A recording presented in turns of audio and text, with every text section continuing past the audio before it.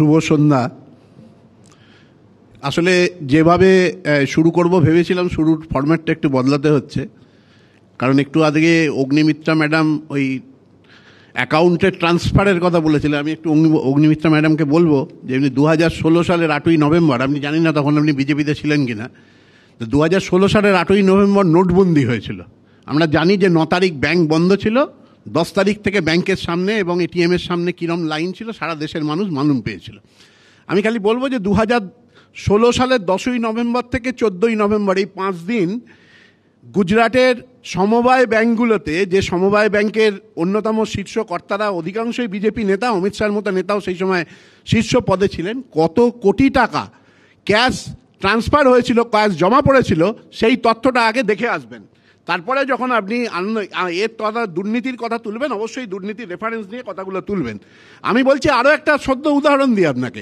আসামের কথা বললো একটু আগে হেমন্ত বিশ্ব শর্মার কথা সুমনদা বললেন যে কংগ্রেস অবশ্য এগুলোর কোনো দায় নেবে না, যে এতজন কংগ্রেস লিডারকে ভাঙিয়ে সারা ভারতবর্ষে সাম্রাজ্য বিস্তার করছে বিজেপি, কংগ্রেস হয়তো তার ভাগ নেবে না। কিন্তু এই হেমন্ত বিশ্ব শর্মার আসামে আপনার পিএম কিষাণ প্রকল্প, এই পিএম কিষাণ প্রকল্পে 567 কোটি টাকার ঘোটালা। এবং দুর্ভাগ্যের কথা, এগুলো তো খবরে আসে না, এগুলো নিয়ে আমরা আলোচনা করি না। এই দুর্নীতি নয়, এগুলো 72% ফেক। যারা উপভোক্তা তাদের 72% ফেক। এই হচ্ছে চরিত্র।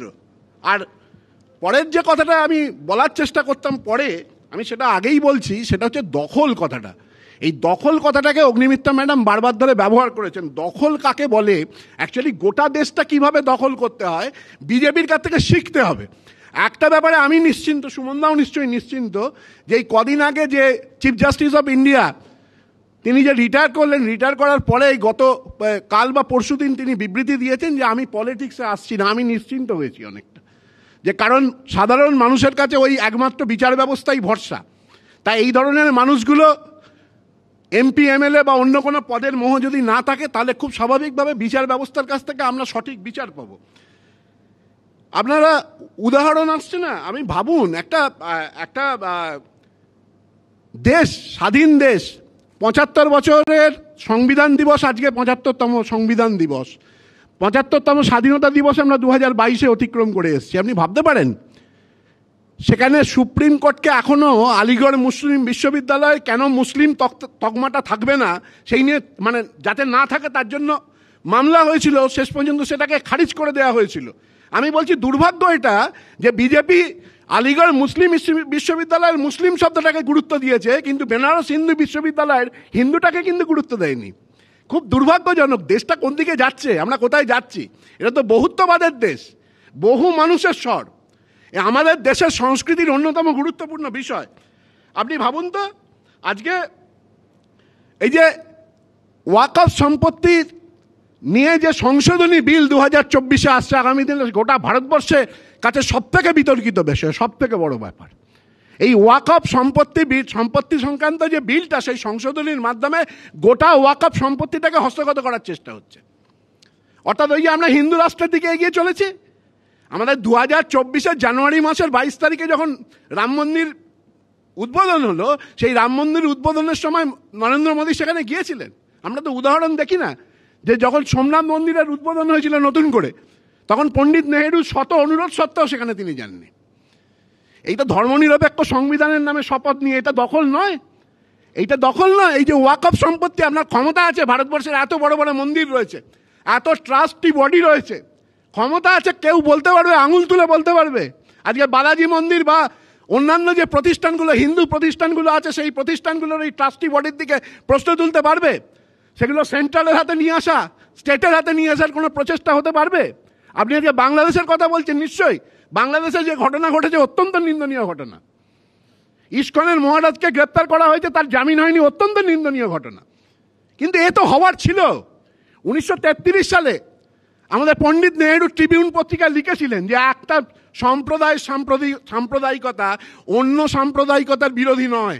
একটা সাম্প্রদায়িকতা অন্য সাম্প্রদায়িকতাকে আরও বৃদ্ধি করে, অর্থাৎ আরও বেশি করে হাওয়া পালে দিয়ে আরও বেশি করে। আমি বলছি দখল, কিসের দখলের কথা বলছেন? সম্পত্তি দখল, জমি দখলের অভিযোগ, বালি কয়লার অভিযোগ তুলছেন। আরে গোটা দেশটা দখল হয়ে যাবে।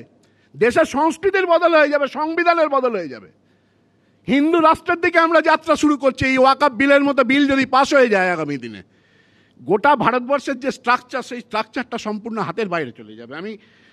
আপনাকে আমি একদম শেষ পর্বে যে দুটো লাইন আছে, আমি সেই দুটো লাইন দিয়ে শুরু করতে চাইছি। যে আমরা 2022 সালে 75তম স্বাধীনতা দিবস অতিক্রম করে এসেছি। ক্ষুধা সূচকে এখনো আমাদের দেশ 125টা দেশের মধ্যে 111 নম্বরে। সারা পৃথিবীর, এটা আপনার অক্সফোর্ড বিশ্ববিদ্যালয় এবং ইউএনওর যৌথ যে গবেষণা, সেই গবেষণায় সারা বিশ্ব জুড়ে 110 কোটি অতি দরিদ্র মানুষের সন্ধান পাওয়া গেছে সারা বিশ্ব জুড়ে। তার মধ্যে 24.40 কোটি মানুষ হচ্ছে ভারতবর্ষের মানুষ। এখনো শোনা যায় বেসরকারি মতে যে 20 কোটি মানুষ রাতের বেলা না খেয়ে শুতে যায়।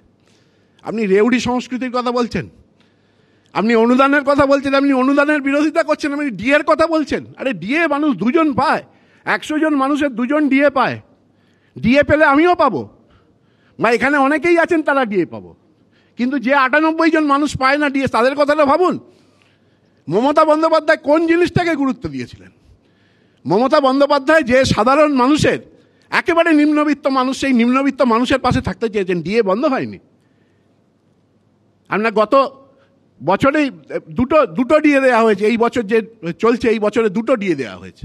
আপনি ডিএর কথা বলছেন, আপনি অনুদানের বিরোধিতা করছেন। আচ্ছা, গোটা ভারতবর্ষের যে ছবি, সেই ছবিটা তো আমরা পরিষ্কারভাবে দেখছি যে সাধারণ মানুষের হাতে অর্থ নেই। আজকে ধরুন কোভিড পিরিয়ডের সময় বারবার ধরে যে বিভিন্ন অর্থনীতিবিদরা, শৈবালবাবু আছেন নিশ্চয়ই, তিনি বলবেন যে বিভিন্ন অর্থনীতিবিদরা বারবার যে কথাটা বলেছিলেন সেটা কি, যে সাধারণ দরিদ্র মানুষের হাতে ক্যাশ ট্রান্সফার করতে হবে, টাকা তুলে দিতে হবে। পশ্চিমবঙ্গ পেরেছে। গত 3 বছরে 1 কোটি মানুষের জন্য হয়েছে জয় বাংলা প্রকল্প। আর গত এই মুহূর্তে 1,07,00,000 অ্যাকাউন্টে, কৃষক বন্ধু অ্যাকাউন্টে 2,900 কোটি টাকা জমা পড়ছে এই বছরের দ্বিতীয় কিস্তি। মানুষের পাশে আছে। আমি একটা ঘটনার কথা উল্লেখ করব। এই ঘটনার কথা আমি আগেও বলেছি এখানে। 2016 বিধানসভা নির্বাচনের সময় রামপুরহাটে আশিস বন্দ্যোপাধ্যায়, তৃণমূল কংগ্রেসের প্রার্থী, তিনি প্রচারে বেরিয়েছিলেন। সেই প্রচার বেরোনোর সময় একটি অত্যন্ত বাচ্চা ছেলে, স্কুলে পড়া একটি ছেলে, ক্লাস 8-এ পড়ে জানা গেল, সেই ছেলেটি আশিসবাবুকে প্রশ্ন করেছিল যে এই নির্বাচনে কি হবে, মমতা বন্দ্যোপাধ্যায় কি জিততে পারবেন শেষ পর্যন্ত? তা আশিসবাবু একটু অবাক হয়েছিলেন যে তুমি তো একেবারে ছোট ছেলে, এখনো ভোটাধিকার হয়নি তোমার, তা তুমি মমতা বন্দ্যোপাধ্যায় জিতবে কি জিতবে না এটা নিয়ে তোমার কোনো এত ঔৎসুক্যের কারণ কি? তোমার বাবা মা নয় তারা ভোটার, তারা এটা নিয়ে ভাবতে পারেন। তার ছেলেটি বলেছিল যে আমি এখন ক্লাস 8-এ পড়ি, এবছর ক্লাস থেকে পাশ করলে আগামী বছর ক্লাস 9-এ যাব, ওই সবুজ সাথী সাইকেলটা 9-এ পাবো গিয়ে। মানুষের হাতে টাকা তুলে দেওয়াটা প্রয়োজন, এটা কোনো আমাদের তো এই প্রশ্নটা তো অবশ্যই আমরা করতে পারি। আমরা 75তম স্বাধীনতা দিবসের পরে আজকে 2007-8 সালে এসে আমরা খাদ্য অধিকার আইন পাশ হয়েছে দেশে, এটা খুব আনন্দের না, এটা লজ্জার। 2007-8 সাল নাগাদ খাদ্য সুরক্ষা আইন পাশ হয়েছিল আমাদের দেশে। 1947-এ আমরা স্বাধীন হয়েছি। তাহলে আমাদের যে 140 কোটি মানুষ, সেই 40 কোটি মানুষের খাদ্যের যে ন্যূনতম যে অধিকার, খাদ্য, বস্ত্র, বাসস্থান, স্বাস্থ্য, শিক্ষার কথা পড়ে যাব। গোটা স্বাস্থ্য ব্যবস্থা যেহেতু আরজি কর নিয়ে প্রশ্নের মুখে পড়ে গেছে,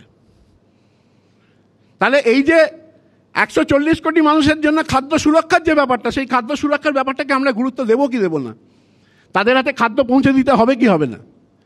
কন্যাশ্রী প্রকল্প, রূপশ্রী প্রকল্প, লক্ষ্মীর ভাণ্ডারের প্রকল্প, এগুলো মমতা বন্দ্যোপাধ্যায় করে দেখিয়েছেন। পার্থক্য রয়েছে তো। মমতা বন্দ্যোপাধ্যায় যেগুলো প্রতিশ্রুতি দেন নির্বাচনের আগে, সেই নির্বাচনের আগের প্রতিশ্রুতি পুরো নয়। 2021-এর নির্বাচনের আগেই প্রতিশ্রুতি ছিল লক্ষ্মীর ভাণ্ডার চালু হবে। নির্বাচন হওয়ার পর প্রথম যে মন্ত্রিসভার বৈঠক হয়েছিল তাতে পাশ হয়েছিল।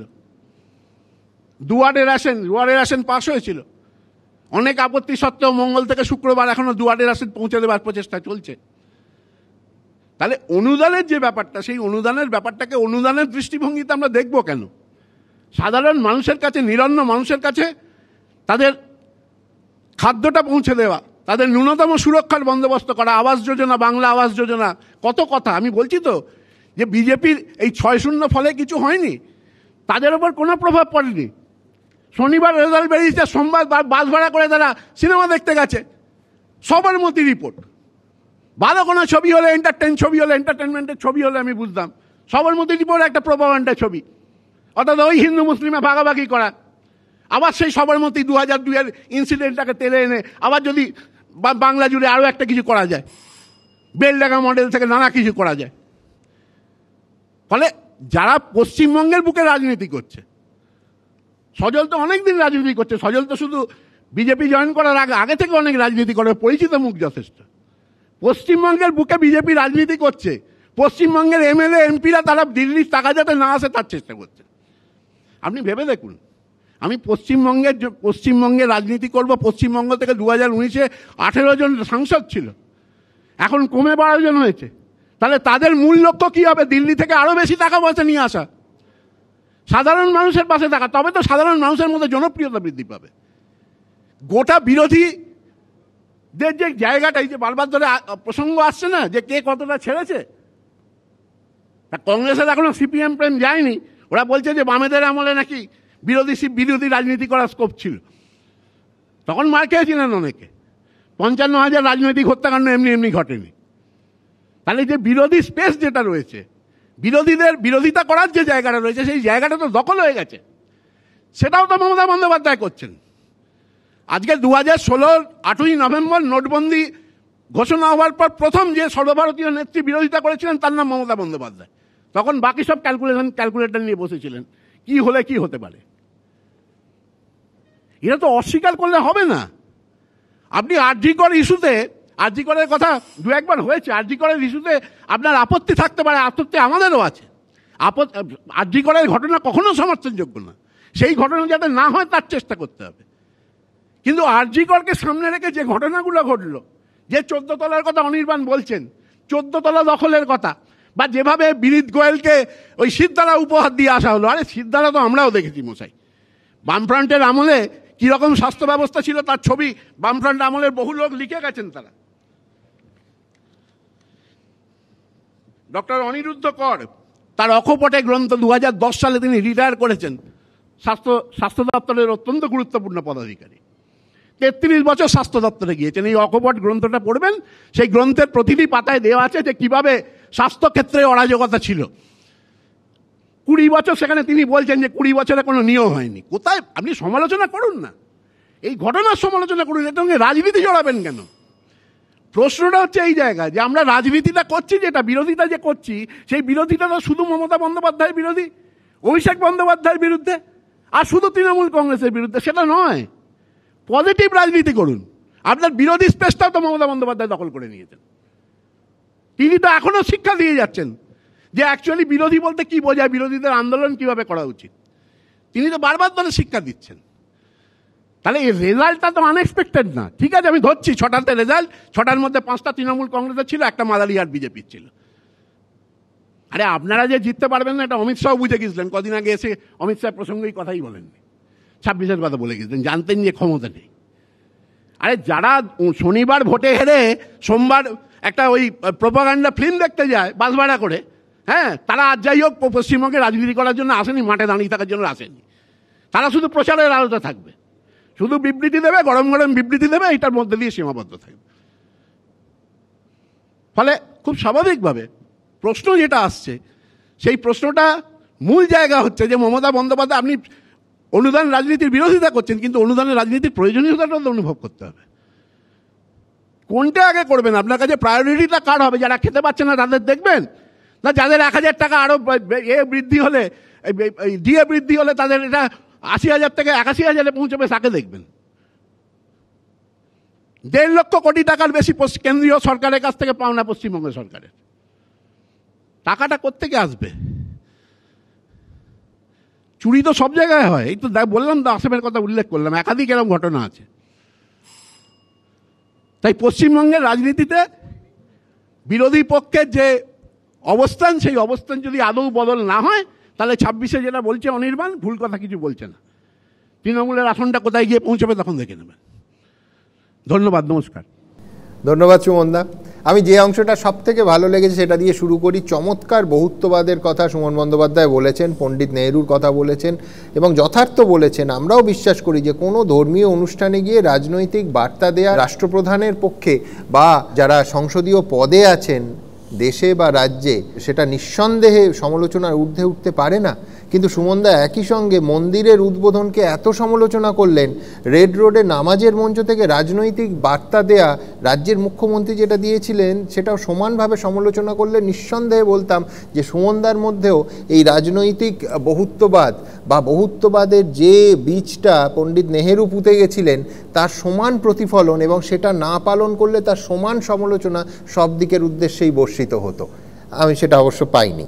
দখল, অগ্নিমিত্রা দখল শব্দটা চমৎকার ব্যবহার করেছে। সেই দখল শব্দটা নিয়ে সুমনদা তার যুক্তি সানিয়েছেন। দেখুন, দেশ দখল হয়ে গেছে, আমি তর্কের খাতিরে যদি ধরেও নিই, আচ্ছা দেশ দখল হয়ে গেছে বলে আমি বালি, পাথর আর সরকারি জমিগুলো দখল করব? এই কিছুদিন আগে কলকাতা শহরের প্রাক্তন mayor Sovan Chattopadhyay on camera বলছিলেন যে ইস্ট কলকাতা ওয়েটল্যান্ডের 50% সরকারি জমি নাকি দখল হয়ে গেছে। আচ্ছা, সন্দেশখালিতে দখল হয়েছিল বলেই তো সরকার একেবারে ক্যাম্প করে প্রতিদিন এত এত সরকারি জমি দখলমুক্ত করলেন।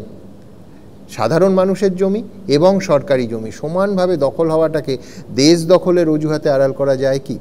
সুমনদাকে ধন্যবাদ যে আরজি করের অংশটাতেও সুমনদা এলেন। সুমনদা নন, কিন্তু তৃণমূলের অনেকে বলছেন যে এই যে উপনির্বাচনের ফলাফল, এতে নাকি একেবারে স্পষ্ট হয়ে গেছে যে আরজি করের ঘটনা নিয়ে যে আন্দোলন হয়েছে সেটা বিরোধীদের চক্রান্ত। অর্থাৎ উপনির্বাচনে 6-0 ফলাফল হয়েছে বলে আর আরজি কর নিয়ে কোনো কথা বলা যাবে না। তাহলে দশকের পর দশক ধরে এই যে তৃণমূল বাম আমলের মরিচঝাঁপি, বিজন সেতুতে আনন্দমার্গী হত্যা, সাঁইবাড়ি, ছোট আঙারিয়া, গড়বেতা, কেশপুর, এই প্রত্যেকটা ঘটনা নিয়ে কেন সিপিএমকে আক্রমণ করে এবং দোষী সাব্যস্ত করে?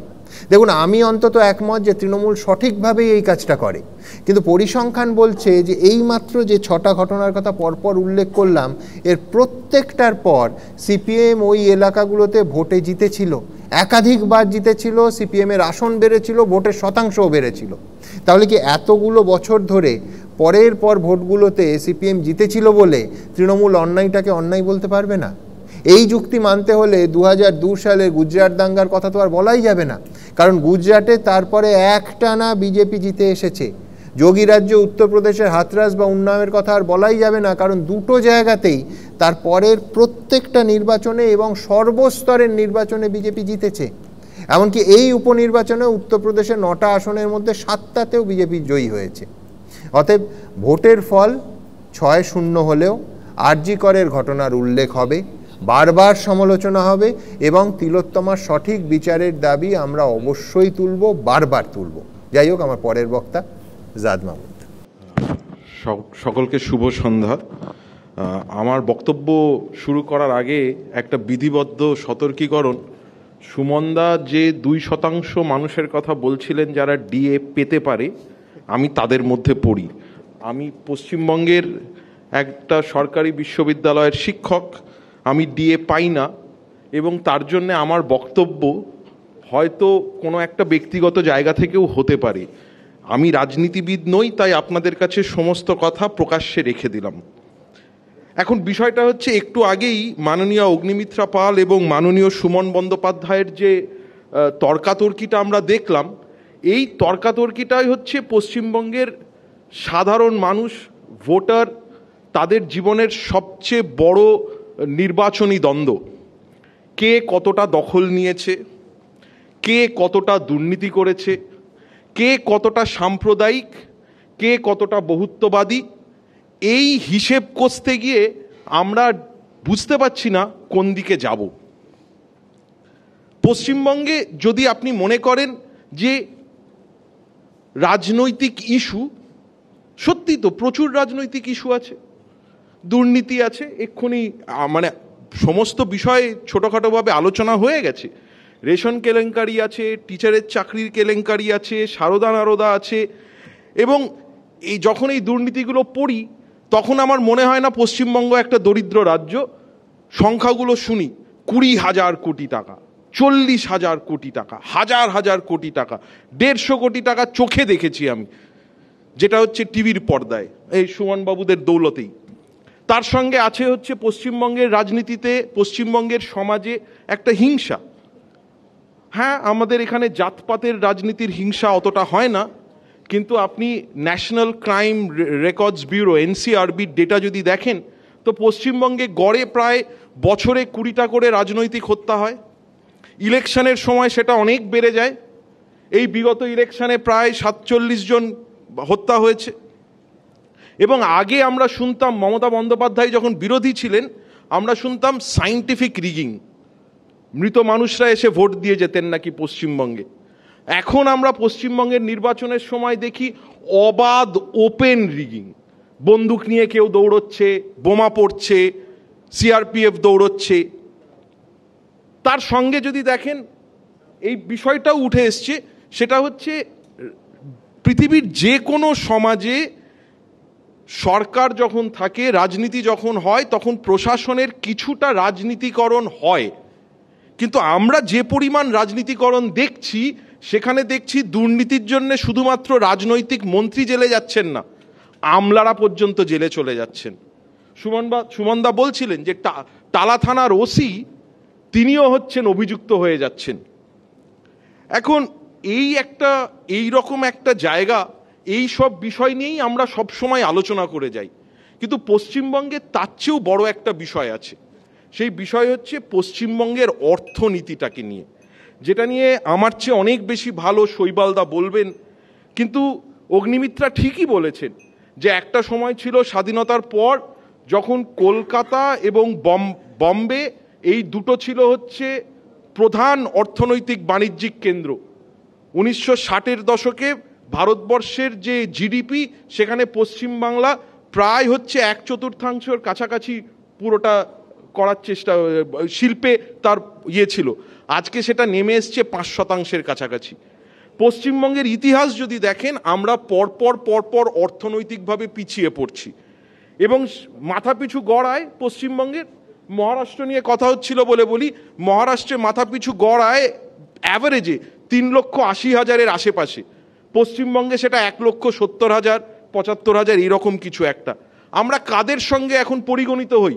আমরা বিহারের চেয়ে ভালো, আমরা উত্তরপ্রদেশের চেয়ে ভালো, কিন্তু আমরা কাদের সঙ্গে আছি? আমরা ঝাড়খণ্ড, ছত্তিশগড়, এমনকি উড়িষ্যাও আমাদেরকে ধরে ফেলেছে।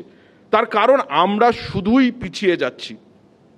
এটা একটা টাইমস অফ ইন্ডিয়ায় একটা খবর বেরিয়েছিল যে ভারতবর্ষের প্রত্যেকটা 10টা মূল শহরে কটা করে নতুন ব্যবসা রেজিস্টার করেছে। 2012 সালে দিল্লিতে 10,000-এর আশেপাশে কোম্পানি রেজিস্টার করেছিল, পশ্চিমবঙ্গে সেটা ছিল 6,393। আর 2024 সালে দিল্লিতে 27,000 নতুন কোম্পানি রেজিস্টার করেছে, আর পশ্চিমবঙ্গের সংখ্যাটা হচ্ছে 5,899। ভারতবর্ষের একমাত্র মেজর শহর যেখানে হচ্ছে নতুন কোম্পানি তৈরি হওয়াটা কমছে, সেটা হচ্ছে কলকাতা। এই বাস্তবতাটাকে ভাবতে হবে। এখন এত ইস্যু থাকা সত্ত্বেও এটা তো ঠিক, অনির্বাণ বা সুমন বন্দ্যোপাধ্যায় বলতেই পারেন যে নির্বাচনে আমরা জিতছি। কেন জিতছেন? প্রথম কথা এটা বলে দিই, সুমন দে যে উপনির্বাচনের উদাহরণগুলো দিচ্ছিলেন, সেগুলো সব এর আগের জমানার। যখন নির্বাচনে বিরোধী জিতে সে বিরোধী দল করত। আমাদের অভিজ্ঞতা কি, যারা হচ্ছে 2011-র পর থেকে পশ্চিমবঙ্গ দেখছি, 2014 সালে ফরওয়ার্ড ব্লকের প্রার্থী জিতলেন, সাগরদিঘি জিতলো, জাদু বলে মন্ত্র বলে তারা সবাই তৃণমূল হয়ে গেল। হয়তো সাধারণ মানুষ সেই জন্য ঠিকই করে নিয়েছেন যে যাকেই জেতায় সে যদি তৃণমূল হয়, তাহলে তৃণমূলকেই জিতিয়ে দিই, অন্তত দলবদল কম হবে।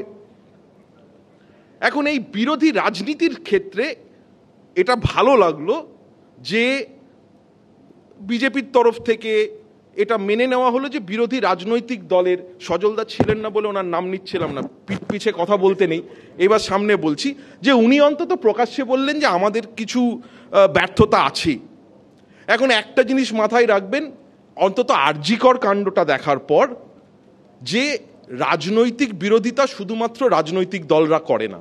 অন্তত পশ্চিমবঙ্গের মহিলা সমাজ, নাগরিক সমাজ, পশ্চিমবঙ্গের মধ্যবিত্ত সমাজ শহরে এটা দেখিয়ে দিয়েছে যে যখন রাজনৈতিক দলরা তাদের কাজ করতে পারে না তখন মানুষ নিজেই পথে নেমে যেতে পারে।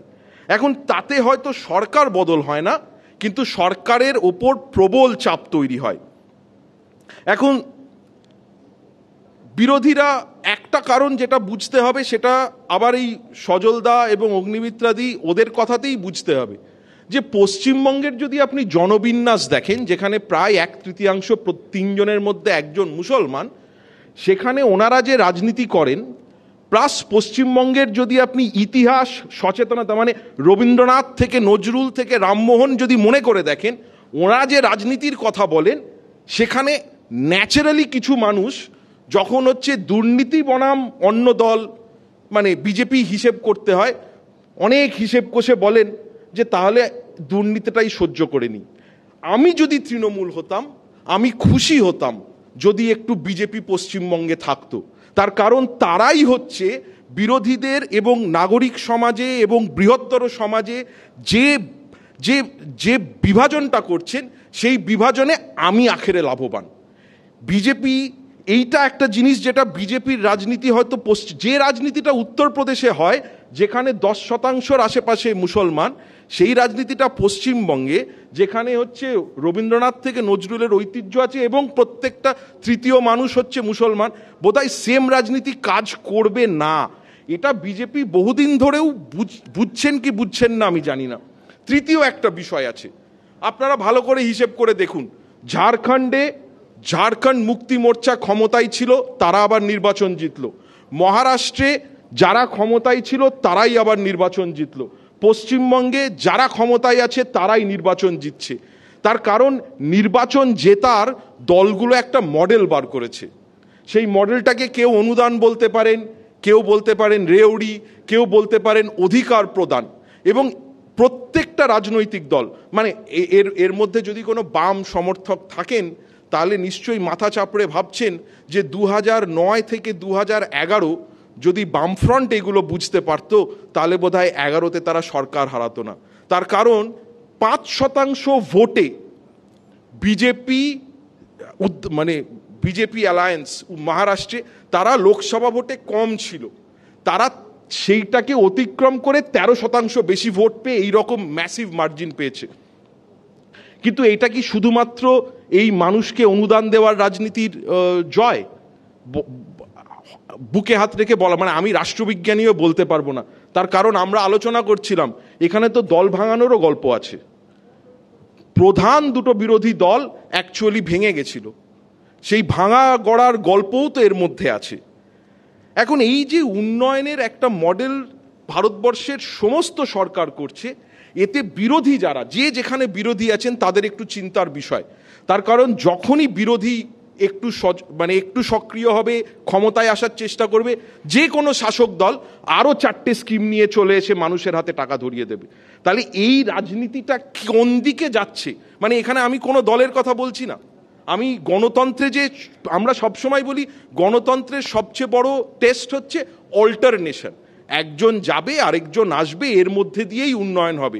কেরালা তার সবচেয়ে বড় উদাহরণ ভারতবর্ষে। সেই প্রক্রিয়াটাই যদি আটকে যায় তাহলে কি হবে, এইটা একটা খুব গুরুত্বপূর্ণ ভাববার বিষয়। দেখুন, আমি সুমন বন্দ্যোপাধ্যায়ের সাথে 100% একমত। গণতন্ত্রে গরিব মানুষের কথা ভাবা হয়। আমি সুমনদাকে, অমর্ত্য সেন লিখে গেছেন পভার্টি অ্যান্ড ফ্যামিনসে, যে একমাত্র গণতন্ত্র এবং ফ্রি মিডিয়া আছে বলে আজকে আর দুর্ভিক্ষে মানুষকে মরতে হয় না। তার কারণ সরকারকে কিছু করতে হয়। এটা তো গণতন্ত্রের দাবি, এটা তো করতেই হবে। কিন্তু সমস্যাটা কোথায় হয়? সমস্যা হচ্ছে আমাদের সঙ্গে তামিলনাড়ুকে মেলাবেন না। তামিলনাড়ুতে সুমন দা যেটা বলছিলেন ঠিকই তো, টেলিভিশন দিয়ে দিত নির্বাচনের সময়, ফ্যান দিয়ে দিত, তারপরেও তামিলনাড়ু আজকে ভারতবর্ষের প্রথম 4টে রাজ্যের মধ্যে একটা রাজ্য। তার কারণ আপনি যে সরকারি কোষাগার থেকে মানুষকে টাকা দেবেন, অনুদান দেবেন বা অধিকার দেবেন, সেই কোষাগারটা তো বাড়াতে হবে। আজকে আমাদের এখানে ছিল হিন্দ মোটর, পশ্চিমবঙ্গে হচ্ছে ভারতবর্ষে গাড়ি তৈরি হতো। আজকে কার ম্যানুফ্যাকচারিং হাব কোথায়? চেন্নাই। আজকে আপনি ভালো করে ভেবে দেখুন, পশ্চিমবঙ্গের সরকার তার বাজেটের 25% আমাদের মানে অ্যাকাউন্টসের ভাষায় আমাকে হচ্ছে শৈবালদা ঠিক করে দেবেন যদি আমি ভুল বলি, 75% অফ আওয়ার বাজেট, 75%, 3/4, এটা শুধু সরকারের আয় ব্যয় হিসেব করতেই চলে যায়, মানে সরকার চালানোর জন্যই চলে যায়। মূলধন ব্যয় মানে যেটা ব্যয় করলে আগামী দিনে আরও ব্যবসা বাণিজ্য বাড়বে, এটা হচ্ছে 1/4। সেই 1/4 মধ্যেও 40% চলে যায় ধার মেটাতে। শিল্প এবং বাণিজ্য প্রসারের জন্য পশ্চিমবঙ্গ সরকার বাজেটে কত % খরচা করেন জানেন? 10%-এরও কম। সমস্যাটা এটা নয় যে গরিব মানুষকে অধিকার দেওয়া হচ্ছে, 100 বার দেওয়া উচিত। সমস্যাটা হচ্ছে আপনি গরিব মানুষকে অধিকার দিতে গিয়ে রাজ্যটাকে, কোষাগারটাকে দেউলিয়া করছেন। এই রাজনীতি একদিন না একদিন ভেঙে পড়বে, তখন রাজ্যের কি হবে? সমস্যাটা এই জায়গায়। এরপর আপনি আমাকে দেখুন, এই যে স্কিম, এটা কিন্তু সত্যিই ভালো এবং এটা আজকের স্কিম নয়। আপনাকে আমি বলি, আমি দেখছিলাম, আমি রিসার্চ করছিলাম যে এইরকম স্কিম কবে থেকে ভারতবর্ষে আছে। হরিয়ানাতে 1994 সালে যখন দেখা যাচ্ছে কন্যা ভ্রূণ হত্যা বেড়ে গেছে, হরিয়ানায় সেক্স রেশিও খুব খারাপ হয়ে গেছিল, তখন একটা সরকার স্কিম আনছে আপনা বেটি আপনা ধন, 1994 সালে। বালিকা সমৃদ্ধি যোজনা 1997 সালে, লাডলি স্কিম 2008 সালে। আগে এই স্কিমগুলো করা হতো দরিদ্র মানুষের জন্য, বিপিএল। এখন এই স্কিমগুলো একটু অন্য, এগুলো ইউনিভার্সাল। দেখুন, লক্ষ্মীর ভাণ্ডারের জন্য আপনার আয় কত ইত্যাদি জানতে হবে না, আপনি মহিলা হলেই পাবেন, সবাইকে দিয়ে দেওয়া হবে।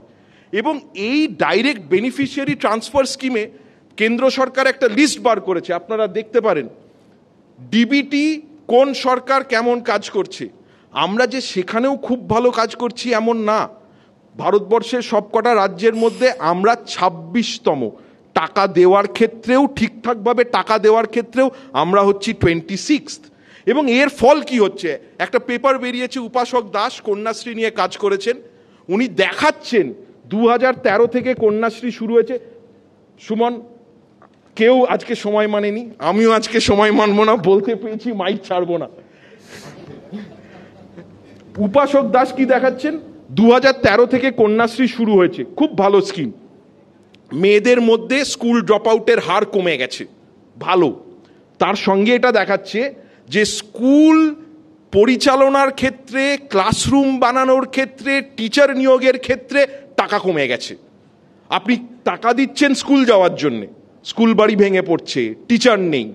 এইটার বিরুদ্ধে আমরা দাঁড়িয়ে আছি।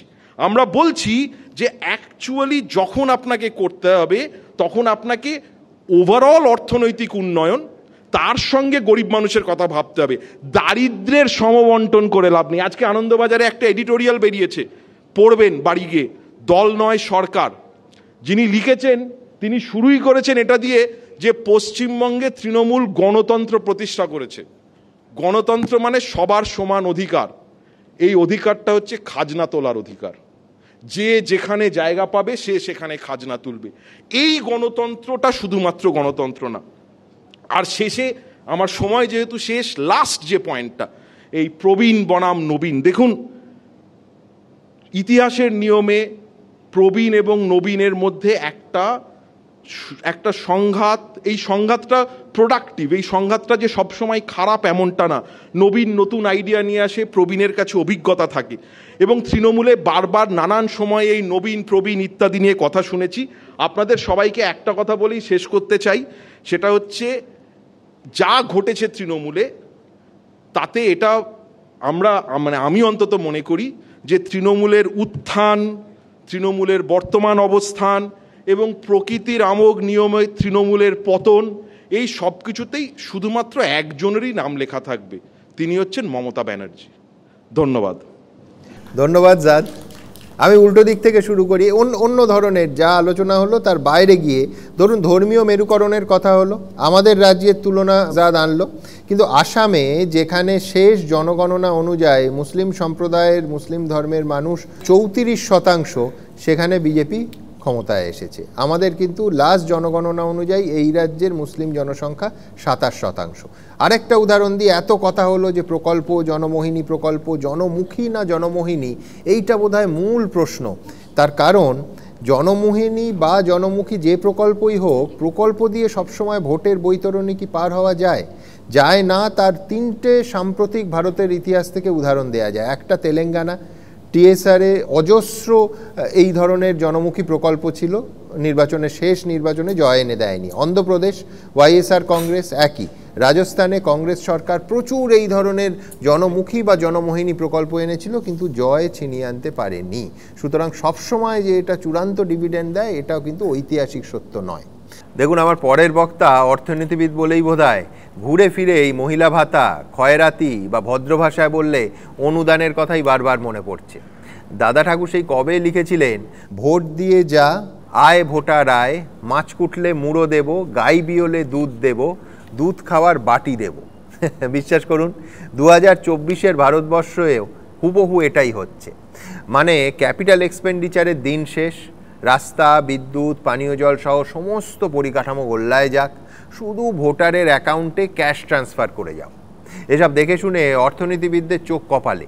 নোবেলজয়ী অর্থনীতিবিদ অভিজিৎ বিনায়ক বন্দ্যোপাধ্যায়, যিনি কোভিডের সময় গরিব মানুষের হাতে নগদ অর্থ দেওয়ার পক্ষে সওয়াল করেছিলেন, তিনি অবধি মনে করেন যে ভোটের আগে খয়রাতি গরিব মানুষকে সাহায্য করার সেরা পন্থা নয়, এবং এখানে একটা শৃঙ্খলার খুব প্রয়োজন। 2022 সালে সুপ্রিম কোর্ট বলেছিল নিখরচায় সুবিধে বিলি একটা গুরুতর সমস্যা এবং তা জাতীয় অর্থনীতিকে প্রভাবিত করে। আবার রিজার্ভ ব্যাংকের প্রাক্তন গভর্নর রঘুরাম রাজনের মতে কে কত বেশি দিতে পারে তার প্রতিযোগিতা শুরু হলে সমস্যা তখনই হয়। আর ঠিক এই ক্ষতিকর প্রতিযোগিতা একেবারে নিলাম হাঁকার মতো দেখছি আমরা। মধ্যপ্রদেশে কংগ্রেস 1000 টাকা করে দেওয়ার কথা বলল, বিজেপি সঙ্গে সঙ্গে বলল 1250 টাকা দেব। কংগ্রেস বলল 1500, বিজেপি বলল আমরা 3000 দেব। ঠিক এই রকমই প্রত্যেক রাজ্যে ভোটের মুখে নিলাম হাঁকা চলছে। মহারাষ্ট্রেও ঠিক তাই। একনাথ শিন্ডে ঘোষণা করলেন 1500, কংগ্রেস আঁকলো ক্ষমতা এলে 3000, এখন বিজেপি বলছে 2100। সুকুমার রায়ের হজবরলা মনে পড়ে যাচ্ছে তো? এই হজবরলার দেশটার নামই ভারতবর্ষ। যাই হোক, আমার পরের বক্তা অধ্যাপক শৈবাল কর, অর্থনীতিবিদ হিসেবে তিনি এটাকে কোন চোখে দেখেন জানার ইচ্ছে রইল। ধন্যবাদ সুমনবাবু, নমস্কার সবাইকে। এবিপি আনন্দকেও আমার ধন্যবাদ, কারণ এরকম একটি বিষয় সর্বসমক্ষে ওপেন আলোচনা হবে, মুক্ত আলোচনা হবে, সেটি খুব গুরুত্বপূর্ণ বিষয়। আমার নাম 2-3 বার উচ্চারিত হয়েছে, ফলে অর্থনীতির কিছু বক্তব্য এখানে রাখার গুরু দায়িত্ব কাঁধে পড়েছে। সে দায়িত্ব আমি বহন করতে পারবো কিনা জানি না, হয়তো অনুদান লাগবে। কিন্তু কতগুলো জিনিস দিয়ে বলতে শুরু করি। একটা হচ্ছে যে ডোল বা অনুদানের কথা এতবার উচ্চারিত হয়েছে যে আজকে যদি মানবেন্দ্র মুখোপাধ্যায় এবং শ্যামল মিত্রের সেই বিখ্যাত গান দোলে দোদুল দোলে ঝুলনা আবার গাওয়া হতো, হয়তো সেটিকে ডোলে ডোডুল ডোলে ঝুলনা বলা যেতে পারত। ডোলের যে বা অনুদানের যে প্রসার বিভিন্নভাবে ঘটেছে, তার মধ্যে অনেকগুলো অর্থনৈতিকভাবে গুরুত্বপূর্ণ বিষয় আছে, যারা আমার পূর্ববর্তী বক্তারা অনেকভাবে বলেছেন। শুভময় বাবুর একটি সুন্দর প্রবন্ধ বেরিয়েছে আজকের একটি দৈনিকে, সম্ভব হলে পড়বেন। তাতে রাজনৈতিক বিষয়টি প্রাধান্য পেয়েছে, কিন্তু অর্থনীতির বিষয়টা বাদ দিয়ে রাজনীতির বিষয়টাকে বোধহয় বোঝা যাবে না। যদিও আমাদের দেশে উল্টোটাই হয়ে থাকে, যে অর্থনীতি আসলে রাজনীতির অঙ্গুলি হেলনে চলে। উল্টোটা হলে সম্ভবত আমাদের মতো মানুষের পক্ষে বোঝাটা সুবিধে হতো, যে ঠিক কী পলিসি কীভাবে সরকার নিয়ে থাকেন এবং তার উন্নয়নমুখী ধারা সেটা চলবে কিনা, বা হঠাৎ মাঝপথে বন্ধ হয়ে যাবে কিনা। অনুদানের একটা সমস্যা হচ্ছে যে বিভিন্ন দেশে, আমি কয়েকটি দেশের নাম বলবো যেখানে এগুলো আগে ঘটেছে, সেখানে সবসময়তেই কোনো শর্ত সাপেক্ষে অনুদান দেওয়া হয়।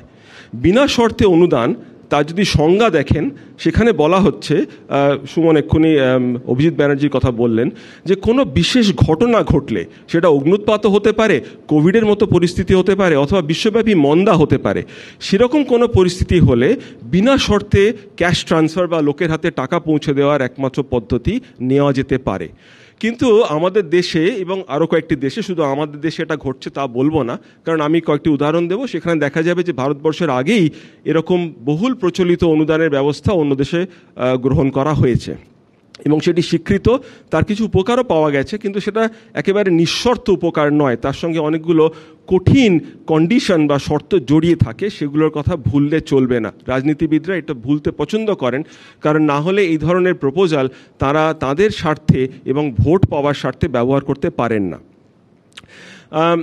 যে শর্তগুলোর কথা বললাম তার মধ্যে একটা প্রধান শর্ত হলো যে কোত্থেকে টাকা আসবে এবং সে টাকা কিভাবে খরচ করা যাবে তার প্রতি বছর একটা পুনর্মূল্যায়ন করা অত্যন্ত জরুরি। কারণ বাজেট কিন্তু 5 বছরের একটানা হয় না, যে আপনি একটি টাকা কমিট করে দিলেন যে এইটা পুরোটাই খরচ হবে উন্নয়ন খাতে শুধুমাত্র অনুদানের ব্যবহার মারফত বা ভাতার ব্যবহার মারফত, সেটা কিন্তু করা যায় না। অর্থাৎ এবছর যা খরচ হলো পরের বছর তার পুনর্মূল্যায়ন হবে এবং দেখতে হবে যে আমার রাজস্ব যথেষ্ট কিনা, যাতে করে যার যে কথাটা এক্ষুনি বললেন যে আমি চালিয়ে যেতে পারবো কিনা। মাঝপথে বন্ধ হয়ে গেলে আমি অনুদান নিয়ে অকশন করছি, অনুদান বাড়িয়ে চলেছি ক্রমাগত বিভিন্ন রাজ্যে, বিভিন্ন কেন্দ্রীয় শাসিত অঞ্চলে যেভাবে অনুদান দেয়া হচ্ছে, তাতে অনুদান যে চিরস্থায়ী হবে তার কোনো পরিকল্পনা একটি বাজেটে করা সম্ভব নয়। ফলে প্রত্যেকবার এটাকে পুনর্মূল্যায়ন করতে হয়। সামাজিক ন্যায় প্রদান করা যদি মুখ্য উদ্দেশ্য হয় রাজনীতির তরফে, তাহলে অনেকে ভাবতে পারেন যে করদাতার টাকা তো কতই অপব্যবহার, কতই অপচয় হয়, না হয় কিছু টাকা গেল যেখানে মানুষ সরাসরি ভোগ্যপণ্য ব্যবহার করার জন্য বা কেনার জন্য বা পরিষেবা কেনার জন্য এই অনুদান পেলেন।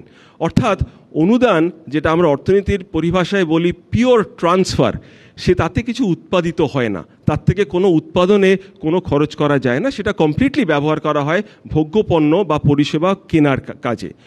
তো এইভাবে যদি দেখেন তাহলে রাজনৈতিক যে বিশ্লেষণ তার সঙ্গে অর্থনৈতিক বিশ্লেষণের কোথাও একটা খটাখটি লাগে। কারণ অর্থনৈতিক বিশ্লেষণে কোথাও বলা নেই, এমন কোনো শর্তহীন ট্রান্সফার পরিকল্পনার কথা বলা নেই যাতে করে মানুষ একেবারে নিঃসন্দেহে একটা এই ধরনের অনুদান থেকে উপকার পেয়েছেন। এগুলো সবই কিছু না কিছু সঙ্গে লেজুর থাকে, সেই লেজুরগুলো আলোচনা করা একটু চেষ্টা আমি করব, সম্পূর্ণ করব না, কারণ এগুলো অনেকটা টেকনিক্যাল বিষয় থাকে যেগুলো এখানে বলা হয়তো খুব গ্রহণযোগ্য হবে না। উন্নয়নের ধারা যারা ফলো করছেন মোটামুটি ভারতবর্ষে যেভাবে করে থাকেন, তাতে সামনের দরজা দিয়ে উন্নয়ন বলে একটি বস্তু আছে। সেটার কথা জাত খানিকটা বললেন যে আমরা স্বাস্থ্য, শিক্ষা, রাস্তাঘাট ইত্যাদির উন্নয়ন করতে পারি, তাতে প্রচুর টাকা বিনিয়োগ করা হয়। আমরা 91 সাল থেকে দেখে আসছি যে মোটামুটি যে ধরনের আর্থিক পরিবর্তন ভারতবর্ষ দেখেছে মনমোহন সিংয়ের হাত ধরে, তার অনেক উপকার সাধারণ মানুষ পেয়েছেন সরকারি এবং বেসরকারি দুটো ক্ষেত্রের সমন্বয়ে। তাতে কিন্তু সময় লাগে। আপনাকে বুঝতে হবে যে কোনো পরিষেবা উন্নয়ন বা যে কোনো পরিকাঠামো উন্নয়ন করতে গেলে তার পিছনে অনেক সময় দিতে হয়, তা কিন্তু চটজলদি হয় না। অথচ যারা ভোটে এর থেকে সুবিধা পেতে চান তাদের হাতে সময় কম থাকে। এবং আপনারা বহু রাজনৈতিক নেতার বক্তব্য শুনবেন, তারা বলেন যে একটি ভোট শেষ হতে হতেই আরও একটি ভোট, আরও একটি নির্বাচন, আরও কতগুলো ইন্টারনাল প্রবলেমের জন্য আমরা কিন্তু এইগুলোতে মাথা ঘামাতে পারি না। ফলে এটা হয়তো তাদের দোষ নয়, এটা হয়তো গণতান্ত্রিক পদ্ধতিতে যেভাবে হয়ে থাকে সেরকমভাবে চলছে।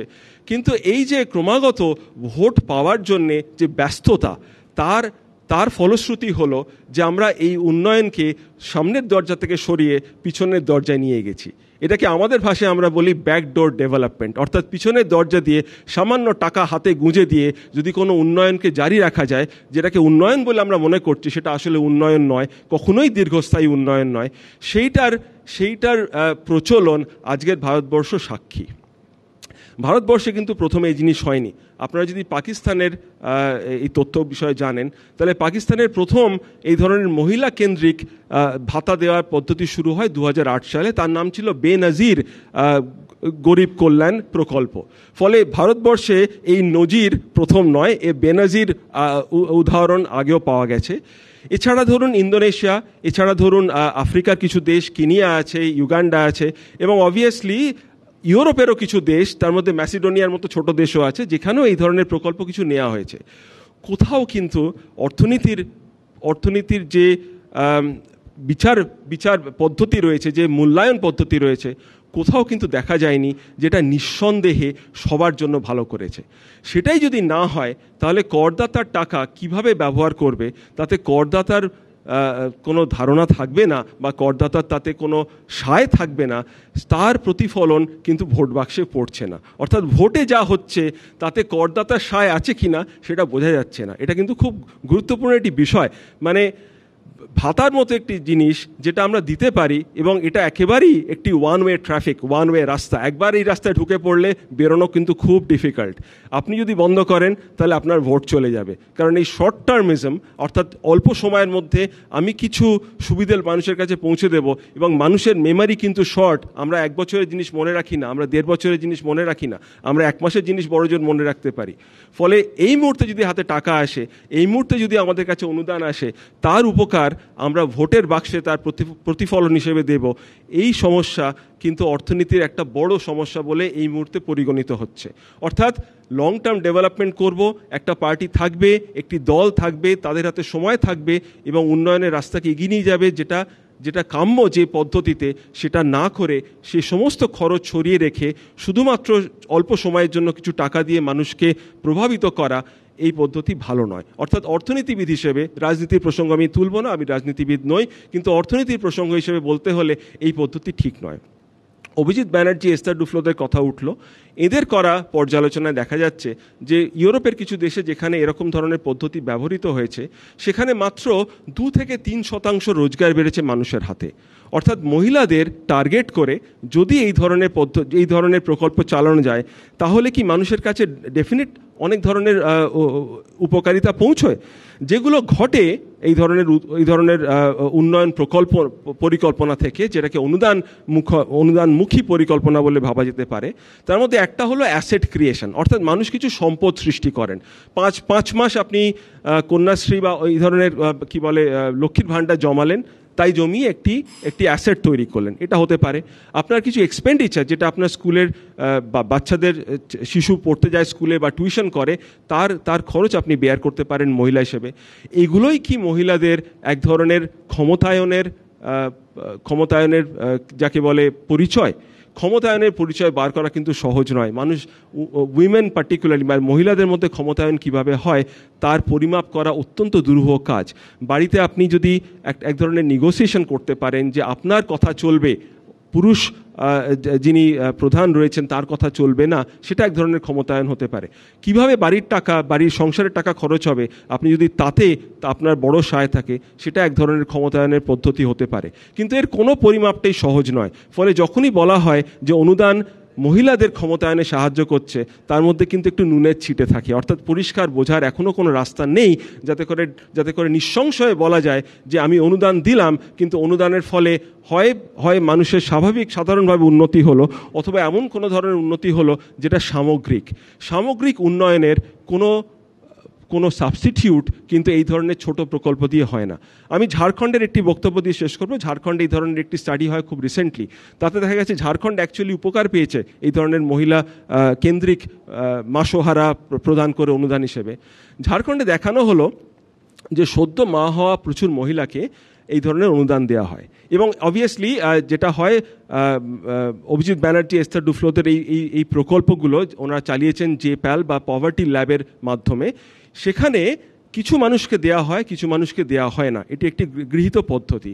আমরা যেমন একটি পানীয়ের বিজ্ঞাপনে দেখি, কিছু বাচ্চাকে দেওয়া হলো পানীয়টি, তারা একেবারে 6 ফুট লম্বা হয়ে গেল, যাদের দেওয়া হলো না তারা খর্বকায় রইল আর কি, প্রায় সেরকম একটি পদ্ধতি। যাদের দেওয়া হলো না, দেখা যাচ্ছে সেই বাড়িতে তো কোনো উন্নয়ন হয়নি অ্যাকচুয়ালি। অর্থাৎ অনুদান দেওয়ার একটা উপকার পান যাদের কাছে এই অনুদান পৌঁছেছে। যে বাড়িতে সদ্য মা হওয়া মহিলারা রয়েছেন, তাদের কাছে অনুদান পৌঁছলে খাবার খরচ বাবদ অন্তত 12 থেকে 15% উন্নতি ঘটেছে। সেটা কম নয়। কিন্তু যে মজা হলো, এই উন্নয়ন সর্ব জায়গায় ঘটেনি। যে জায়গায় আনহেলদি কন্ডিশনস রয়েছে, অর্থাৎ অস্বাস্থ্যকর পরিবেশ রয়েছে, সেখানে উন্নয়নের সাহায্য কিন্তু 12 থেকে 15% দাঁড়ায়নি, অ্যাকচুয়ালি নেগেটিভ হয়েছে। অর্থাৎ সেখানে উন্নয়ন এইভাবে পৌঁছলেও তার কোনো উপকার মহিলারা পাননি। অর্থাৎ আমি যেটা বলতে চাইছি সেটা হচ্ছে, অনুদান তো দিলেন, অনুদান দিয়ে আপনি ভোট বাক্সে ভোট পাওয়াটা নিশ্চিত করলেন, কিন্তু সত্যিকারের উন্নয়ন কি হলো? কারণ তার সঙ্গে যেটা প্রয়োজন ছিল সেটা সার্বিক উন্নয়ন, অর্থাৎ স্বাস্থ্যক্ষেত্রে উন্নতি করা, হেলথের অন্য যে আনুষাঙ্গিক বিষয়গুলো রয়েছে, স্যানিটেশনের উন্নতি করা, রাস্তাঘাটের উন্নতি করা, সেগুলো আপনি করলেন না। কিন্তু শুধু অনুদান দিয়ে ভাবলেন যে এর ফলেই মানুষ একেবারে প্রচণ্ড উন্নত হয়ে যাবে। এটা সম্পূর্ণ ভুল ধারণা।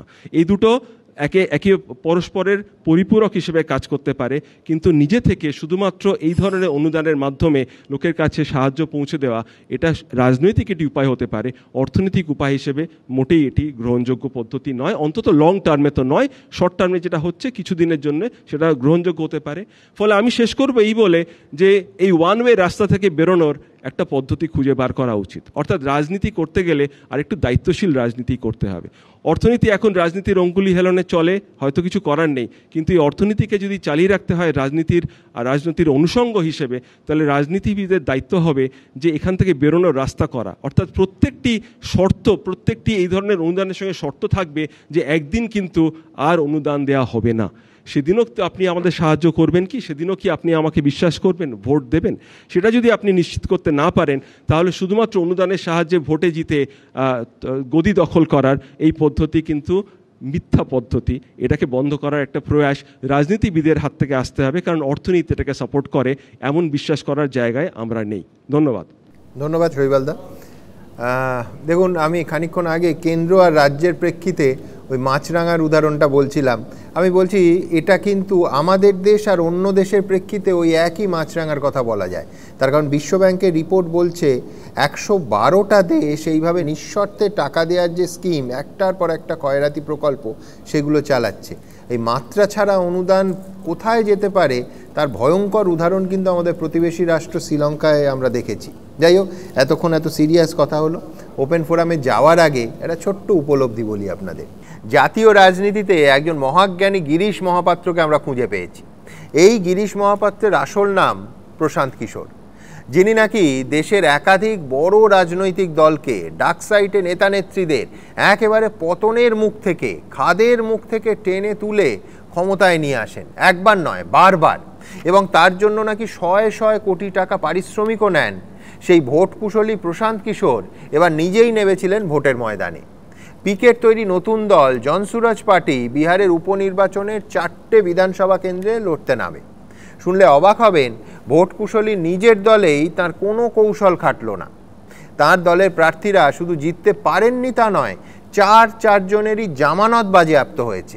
ভাবুন, ওই যে বলছিলাম না, উনি যেন শরৎচন্দ্রের পথের দাবি সেই গিরিশ মহাপাত্র, যিনি অন্যের জন্য কলকে রাখেন, হাতে হলুদ দাগ, কিন্তু নিজে গঞ্জিকা সেবন করেন না। আমাদের পিকে বাবুও সেই রকম, অন্যকে বলে বলে জেতান কিন্তু নিজের দল জিততে পারে না। যাই হোক, এবার শুরু করব ওপেন ফোরাম। সজল মাইক নিয়ে। আসলে অনেক কিছু বলার ছিল, আরেকবার সুযোগ দিলে ভালো হয়, এটা তো সম্ভব নয়। আমি আপনাকে সুমনদাকে বলছি, সুমনদা আগে শুনবেন। আপনি বলেছেন যে আলিগড় মুসলিম বিশ্ববিদ্যালয় থেকে মুসলিম নাম তোলার জন্য আন্দোলন চলছে, হিন্দু নাম তোলার জন্য আন্দোলন হচ্ছে না কেন, বা কোটে টোটে মুভমেন্ট হচ্ছে। দেখুন, এটা পক্ষে থাকতে পারে, বিপক্ষে থাকতে পারে, কেন তুলতে বলছেন সেগুলো আরো বিচার্য বিষয়, আলোচনার বিষয়। কিন্তু আমার প্রথম প্রশ্ন হচ্ছে, আপনাদের চোখে বেলডাঙ্গা ধরা পড়ে না, মালদা ধরা পড়ে না? আপনাদের চোখে বাংলাদেশের বর্তমান পরিস্থিতি ওই এড়িয়ে যাচ্ছেন? আমি এটার সঙ্গে আরেকটা কথা বলি, 125টা দেশ যারা ক্ষুধাসূচকে আছে তাদের মধ্যে 111তম ইন্ডিয়া। আমাদের আগে আছে বাংলাদেশ, আমাদের আগে আছে পাকিস্তান, আমাদের আগে আছে শ্রীলঙ্কা। এই তথ্যগুলো আপনাদের কে দেয়? এই দেশগুলো যেগুলো ক্ষুধাসূচকে আমাদের থেকে এগিয়ে আছে, সেই দেশগুলোই তো উঠে গেছে প্রায়। আপনি বলুন, পাকিস্তানে আটার জন্য তো রোজ খুনোখুনি হচ্ছে, শ্রীলঙ্কা দেশটা তো ছেড়েই দিন, বাংলাদেশও আর কয়েকদিনের মধ্যে শ্রীলঙ্কা হবে। এই কথাগুলো যখন বলেন একটু ভেবে বলেন না, কেন তো আপনি তো অধ্যাপক। বলবো? হ্যাঁ, আপনার মতন আমার এ জ্ঞান নেই। না, ধৈর্য ধরে শুনতে হবে। কিন্তু আমি বলছি যে এই যে লাস্ট যে কথাটা তুমি বললে, ওই ক্ষুধাসূচকের ব্যাপারটা, ক্ষুধাসূচকে অন্য দেশে, অন্য বিভিন্ন মানে আন্তর্জাতিক স্তরে যথেষ্ট স্বীকৃত, বিভিন্ন দেশ মানে এটা বিজেপি আমি সহজ সরল কথা বলি, আবার আগে আছে বাংলাদেশ, আমি শ্রীলঙ্কা, পাকিস্তান, তারা ক্ষুধার্তকে কেমন আছে, তারা কেমন খায় পরে বলুন। না উত্তরটা শুনতে হবে তো। আমি বলছি ওটা আন্তর্জাতিক স্তরে স্বীকৃত, বিজেপি না স্বীকৃতি দিতেই পারে, সেটা নিয়ে কোনো সমস্যা নেই।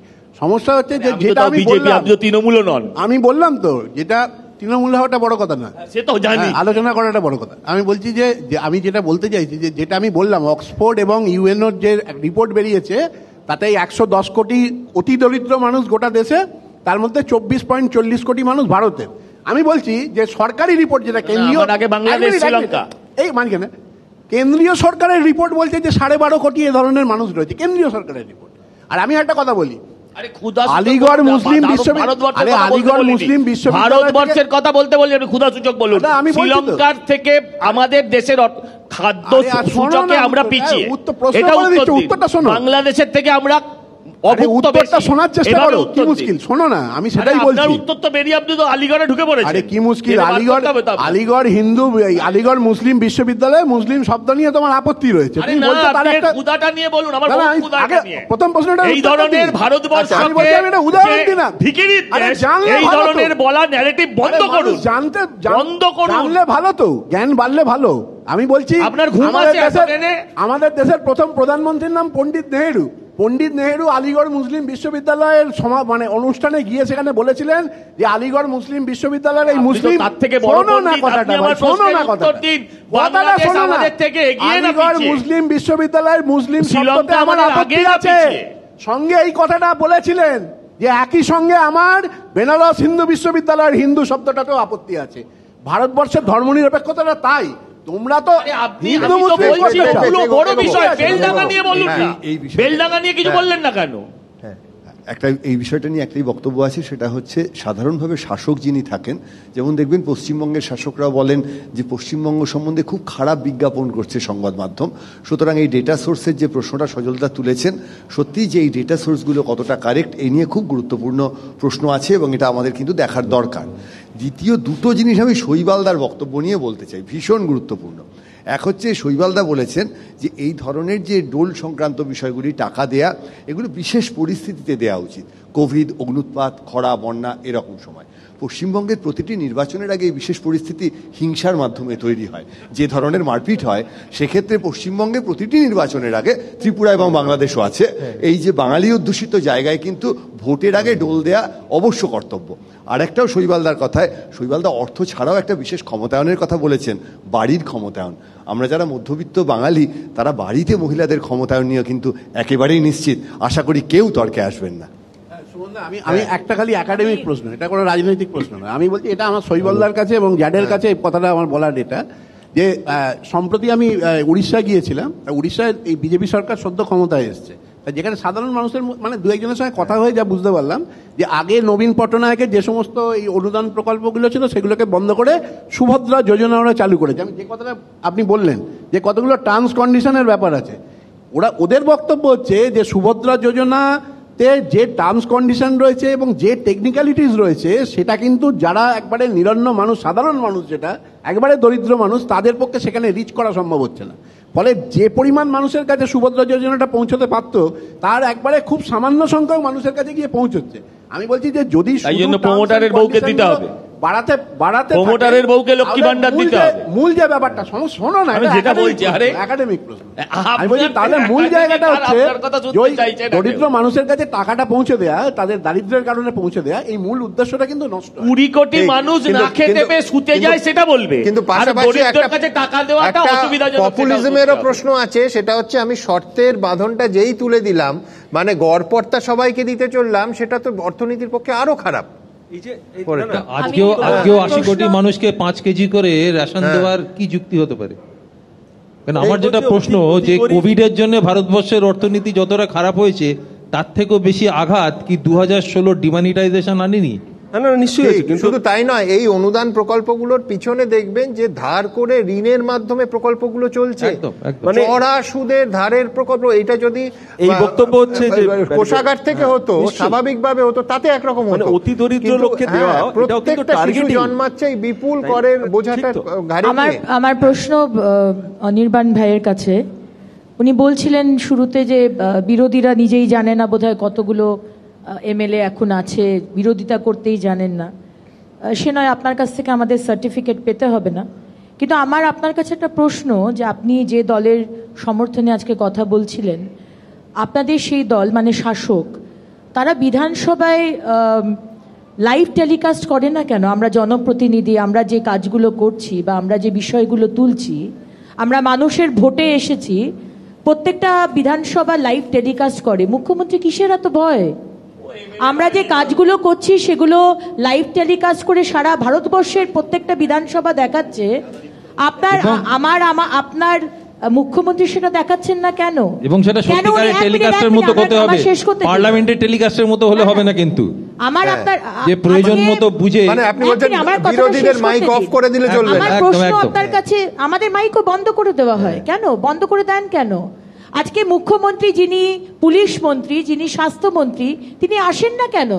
আজকে আপনারা যদি 100% কাজ করে থাকেন, আপনারা আমাদের প্রশ্নের উত্তর দিতে, স্পেশালি মুখ্যমন্ত্রী, আপনি আমাদের এমএলএদের, বিরোধীদের প্রশ্নের উত্তর দিতে আসেন না কেন?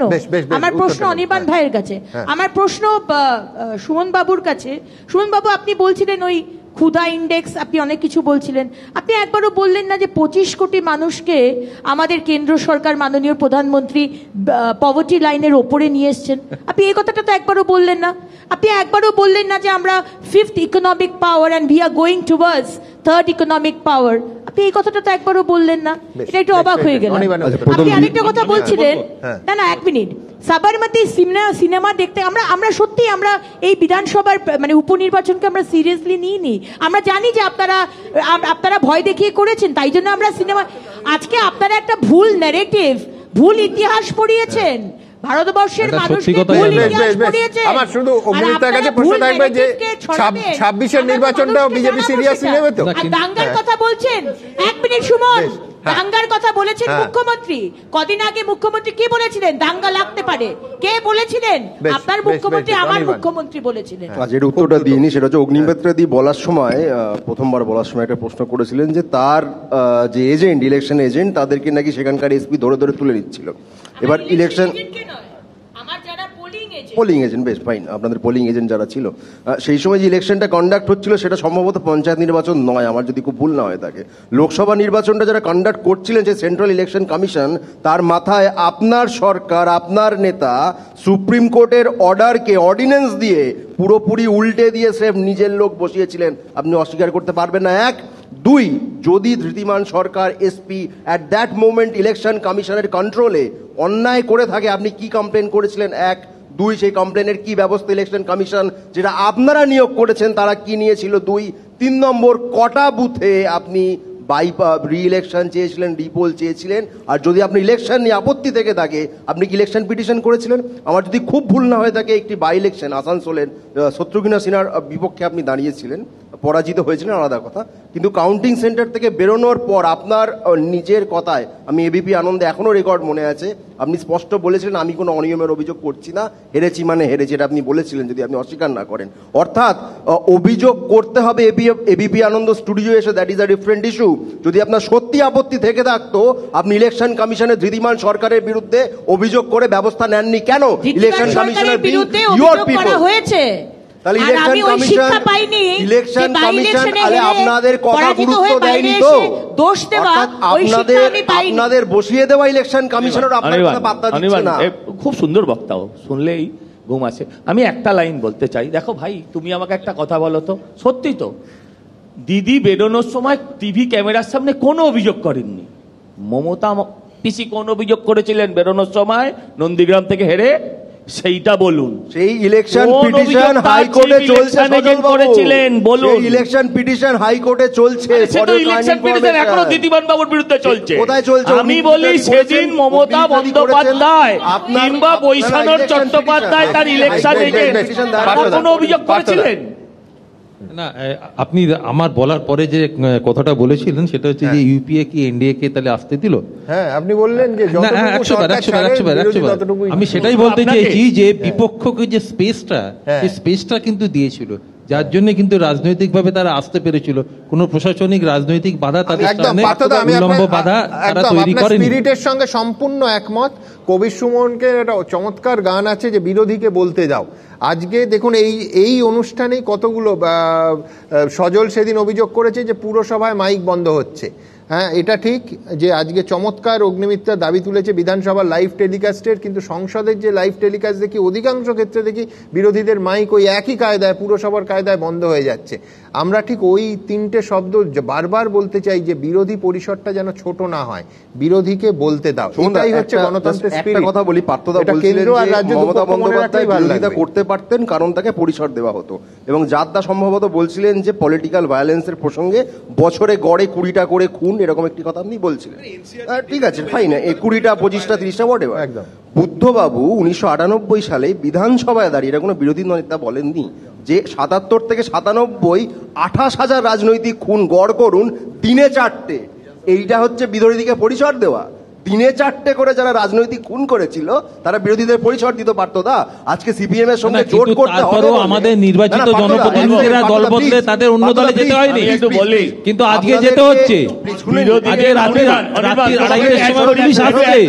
সিপিএম কি পরিসর দিত করেছে আমি অস্বীকার করছি না, কিন্তু তারা দল ভাঙিয়ে লোক নিয়ে যায়নি, তারা দল ভাঙিয়ে লোক নিয়ে যায়নি, যেটা তৃণমূল।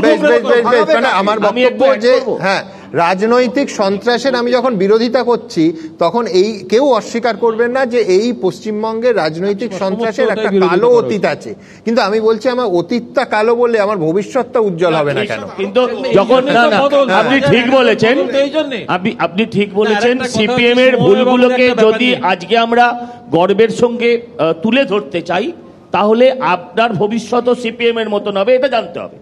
আমার প্রশ্ন হচ্ছে, আপনি ঠিক বলেছেন যে 28,000 কংগ্রেস কর্মী বা রাজনৈতিক খুনের কথা বুদ্ধদেব বাবু বলেছিলেন। আচ্ছা, আপনি বলুন তো, যেই 21শে জুলাই যে গুলি চালনা হয়েছিল, যে মনীশ গুপ্ত তখন চিফ সেক্রেটারি ছিলেন, সেই মনীশ গুপ্তকে আপনারা পরে মন্ত্রী করেছেন। যে 21শে জুলাই রক্তের ওপর দাঁড়িয়ে আজকে মমতা বন্দ্যোপাধ্যায় নবান্নে, তারপরে এইসব পরিসরের কথা আর যেই বলুক আপনারা বলবেন না। না, শুভময় বাবু এমার্জেন্সির কথা বললেন যে এমার্জেন্সির সময় অন্য দলের রাজনৈতিক পরিসর না ছিল না, তো এমনকি জাতীয় কংগ্রেসেরও রাজনৈতিক পরিসর ছিল না, কিন্তু এমার্জেন্সি তুলে নেওয়া হলে যখন 17 মাস বাদে, তখন বিজেপির নেতা নানাজি দেশমুখ কিন্তু একটা কথা বলেছিলেন যে হাজারো কিন্তু নেহেরুর মেয়ে, এটা হবে জানতাম। হ্যাঁ, কিন্তু পার্থদা আমি বলছি না, সরি, জরুরি অবস্থা নিয়ে গর্ব অনুভব করবেন না, ওটা রাহুল গান্ধীও নিজের ঠাকুমার কাছ থেকে গর্ব অনুভব করেন না, 352 ধারা তাহলে কেলেঙ্কারি হয়ে যাবে। না না, হ্যাঁ, জরুরি অবস্থা নিয়ে গর্ববোধ করবেন না। বিজেপির কোন নেতা আমি সমর্থনের কথা বলছি না, আমি ওটা তুলে নেওয়ার কথা বলছি। ঠিক, কিন্তু আমি বলছি একটা জিনিস শুনবো আছে অবশ্য, যে সমাজতন্ত্রের কথা এবং ধর্মনিরপেক্ষতার কথা তো সেই সময়ই বলা হয়েছিল। আজকাল সেটা নিয়ে আবার কেস টেসও হয় যে সেটা থাকবে কি থাকবে না, এবং সুপ্রিম কোর্টকে বাধ্য হতে হয় বলতে জোর করে যে না না ওই দুটো শব্দ থাকবে একদম না। আমি খালি অনির্বাণকে একটা উত্তর দিয়ে দিই। আমি আমার অনির্বাণের মতো, আমি বুদ্ধবাবু বলেছিলেন কি বলেননি আমার মনে নেই, ও বলছে যখন আমি মেনে নিলাম। না না, তুমি যেভাবে আর্গিউ করো খুব কনভিন্সিং হতেই পারে, মানে আমি তো শুনছিলাম যেরকম মনে রাখো। আমার শুধু দুটো বক্তব্য আছে। দীর্ঘ 34 বছর বামফ্রন্ট, দোর্দণ্ড প্রতাপ বামফ্রন্ট বিরোধীদের রাখতে দিত না, তারপরেও হচ্ছে আমরা গনি খান চৌধুরীর মতো পশ্চিমবাংলায় মালদা জেলা কংগ্রেসের গড়, মুর্শিদাবাদ কংগ্রেসের গড় আমি ছোটবেলা থেকে দেখেছি। আজকে দেখো যে পশ্চিমবঙ্গে বিরোধী রাজনীতি বা রাজনীতিবিদের কোনো একটা জায়গা সেফ, পশ্চিমবঙ্গের কোনো জায়গা নেই। একটা দাদা শোনো দল ভাঙানোর রেকর্ড যেটা অনির্বাণ, না আপনার একটা বেসিক প্রেমাইজ হচ্ছে যে আপনার একটা বেসিক অপোজিশন পার্টি থাকবে কি থাকবে না, কথাটা শুনুন। আপনার একটা বেসিক প্রেমাইজ হচ্ছে যে শাসক খুব ভদ্র ছিল, অতএব গনি খানের গড় ছিল। ওসব নয়, গনি খান চৌধুরীর কবজির জোর ছিল। সোজা কথা, আমি একটা কথা বলছি, মমতা বন্দ্যোপাধ্যায়ের কবজির জোর ছিল, প্রিয়দাস মুন্সির কবজির, সজল দাদা তখন ছাত্র পরিষদ করতো, ও বলুক না এসএফআই কি করতো, আদর করতো? না না, আদর করতো না পশ্চিমবঙ্গের রাজনীতি ভায়োলেন্ট, কিন্তু সমস্ত বিরোধী সমস্ত একদম একদম একদম করুন, বেশ বেশ বেশ একদম একদম কংগ্রেস করতে বলে ফেয়ার এনাফ তিনজন বললে কেউ বলতে পারবেন না। আমার বক্তব্য এই কল্পনাটাও খুব মারাত্মক যে শাসকের দয়ায় বিরোধীর বৃদ্ধি হবে। সেটাই যেটা বলছেন আপনি তাতে দাঁড়াচ্ছে যে শাসকের কৃতিত্ব বা শাসকের একটা জিনিস ভুল করছে। আমি শুনুন, অনির্বাণ সবাইকে আমার দলে আনতে হবে না। ওই অদিত চৌধুরী সেখানে সবাই আমার চৌধুরী আপনাদের সবাইকে অসংখ্য ধন্যবাদ। দেখুন সজল, আজকের সিপিএম তিলক কেটে সন্ন্যাসী হয়েছে। আমি বলছি তখনকার ছাত্র রাজনীতি সত্যিই রক্তাক্ত ছিল। আমরা রঘুনন্দন তিওয়ারিকে হারিয়েছিলাম, আমরা আরো অনেক ছেলেকে, আমরা প্রতিদিন অনেক শহীদ হয়েছে। আমি একটা কথা বলি ভাই, তখনকার দিনে সিপিএম এর হাতে ছাত্র রাজনীতি করা ছাত্র নেতারা শহীদ হয়েছে, আর ওরা রাজনীতিটাকে শহীদ করে দিয়েছে গত 9 বছর ধরে নির্বাচন। সবাইকে অসংখ্য ধন্যবাদ। দেখুন, নবকৃষ্ণ ভট্টাচার্যের ছড়া সেই স্কুল পড়ুয়াটি অঙ্কের জ্বালায় অতিষ্ঠ হয়ে বলেছিল, জ্বালিয়ে দিয়ে অ্যারিথমেটিক, পালিয়ে কোথাও যাই। এতক্ষণের আলোচনা থেকে এটা স্পষ্ট যে এ রাজ্যের উপনির্বাচন হোক কিংবা মহারাষ্ট্র ঝাড়খণ্ডের ভোট, আপাত সরল পাটিগণিতটাও কিন্তু তত সরল নয়। এখানেও মার প্যাঁচ কিছু কম নেই। তবে নেতা নেত্রীদের কাছে অনুরোধ থাকবে, ক্ষমতার খাতায় যত খুশি অঙ্ক করুন, পাশাপাশি দল নিয়ন্ত্রণের রশি কার হাতে থাকবে তা নিয়ে সিঁড়ি ভাঙা অঙ্কও চলুক, কিন্তু দিনের শেষে খেটে খাওয়া আমজনতার অঙ্কটাও যেন মিলে যায়। ভালো থাকবেন সবাই, শুভরাত্রি।